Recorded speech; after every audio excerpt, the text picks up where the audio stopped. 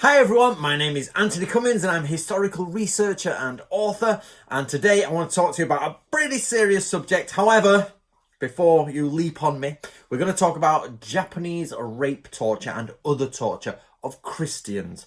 Now, I'll explain in a moment, but what I'm doing, is supporting this book, which is Old Japan and its Secrets from the Shores of the Samurai. So if you want, there'll be a link below for to get a copy of this book from Amazon. And basically this is lots of little bits of tidbits of information about Old Japan, and it's published by the History Press. Right, so first of all, let's discuss, of course, we're on a really bad topic, but before everybody sort of dislikes and hates it, what I try to do is bring about the truth of samurai culture, samurai life. And unfortunately, that truth is not always very positive and nice, but I try to get a balance of both sides. What is good in the samurai era, what is bad in the samurai era. And today we're going to go through, we're on page 181 and page 180. So there we are. And this section is two accounts from two eyewitnesses who were European in the late 1500s, early 1600s, and they watched the persecution of Japanese Christians by the samurai. So at certain points, the Christianity was becoming outlawed. At this point, trade had not been outlawed in Japan with Westerners, but Japanese people were not allowed to be Christians. They'd said, nope, you're not doing it anymore.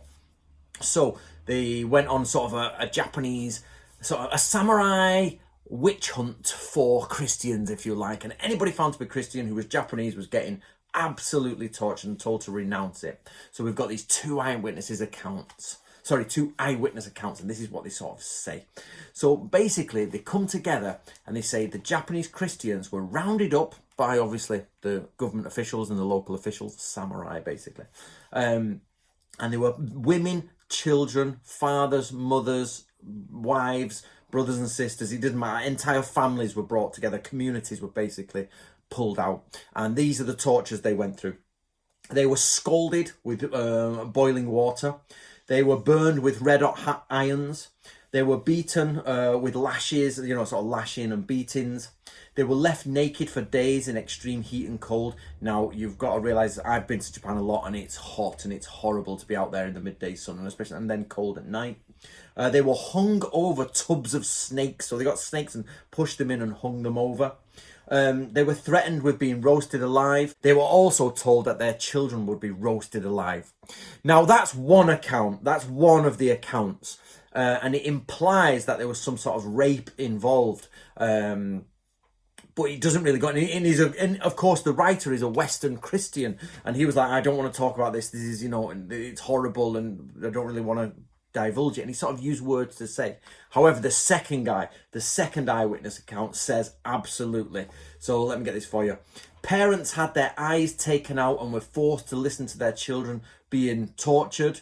It says they lasted a few days through this torture, but eventually most of them recanted. Some of them, though, did last till the end. Now, it says here, though, he writes that women were stripped and gang raped and that people were thrown into tubs of vipers. So two accounts here are saying that they've got tubs of snakes and they're throwing them into it and snakes are biting them. And then, of course, women are getting raped. But also, this is now really horrible. They used to get burnable grasses and they used to insert them into the women's groins, basically, in there, fully up, and then get their fathers or children to set fire to them. So they'd be tied up, their groins would be alight, it would burn inside them, and then, of course, they're thrown into pits of snakes, they're burnt with irons, they're literally forced into fire, saying, we'll roast you alive. Some of them had their eyes pulled out, and then hearing their children screaming and calling out, and said, absolutely, recant, you cannot be a Christian, get rid of it, step on the cross, in Japan there's almost like brass plaques with the figure of the Catholic cross on it with Jesus on it, and they're told to stand on it.